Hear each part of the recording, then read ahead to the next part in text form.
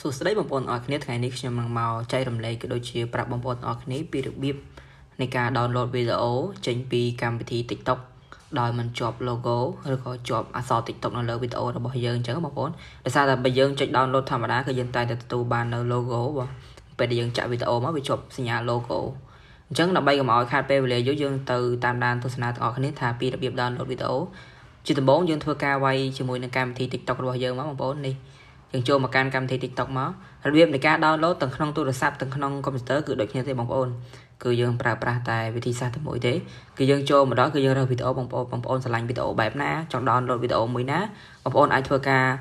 copy link យកទៅ download បាននេះខ្ញុំកំពុងតែស្វែងរកវីដេអូយកទៅ download ខ្ញុំមើលឃើញថាវីដេអូនេះខ្ញុំឧទាហរណ៍វីដេអូនេះមួយបងប្អូននៅពេលបងប្អូនចុចកន្លែងសញ្ញារូបត្រេ3ហ្នឹងឬក៏ share ហ្នឹងបងប្អូននឹងឃើញកន្លែង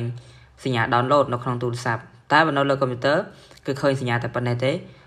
ឧទាហរណ៍ខ្ញុំចង់ download វីដេអូមួយនេះអញ្ចឹងយើងធ្វើការចុចកន្លែង share ណាមកបងប្អូន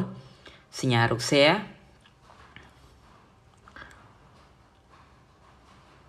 បាទសញ្ញារូប share ហ្នឹងមកសញ្ញា copy បងប្អូនបន្ទាប់ពីយើងចុចសញ្ញា copy យើង copy link ហ្នឹងបានហើយយើងចូលទៅកាន់ website មួយទៀតដែលមានឈ្មោះថា Snaptik បងប្អូន SNAPTIK បងប្អូនមកដល់ទីនេះបងប្អូននឹងឃើញ website ជាច្រើនដែលឲ្យយើង download គឺបងប្អូនចុចយកទី2បងប្អូនបាទ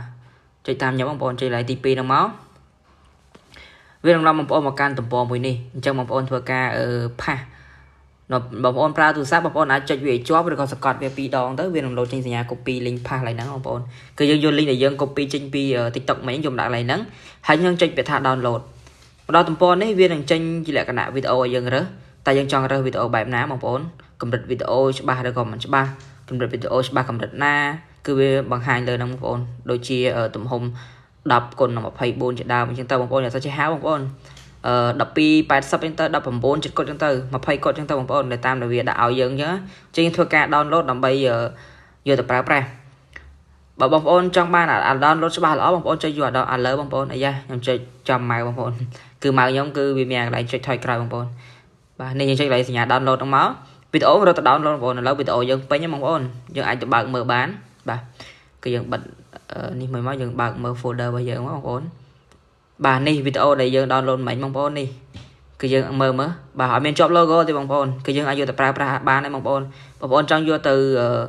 ធ្វើអីក៏បានដែរតាមគោលបំណងរបស់បងប្អូនអរគុណច្រើនបងប្អូនដែលចំណាយពេលវេលាទស្សនាវីដេអូរបស់ខ្ញុំកុំភ្លេចជួយ subscribe channel ខ្ញុំម្នាក់មួយផងបងប្អូនអរគុណច្រើនបាយ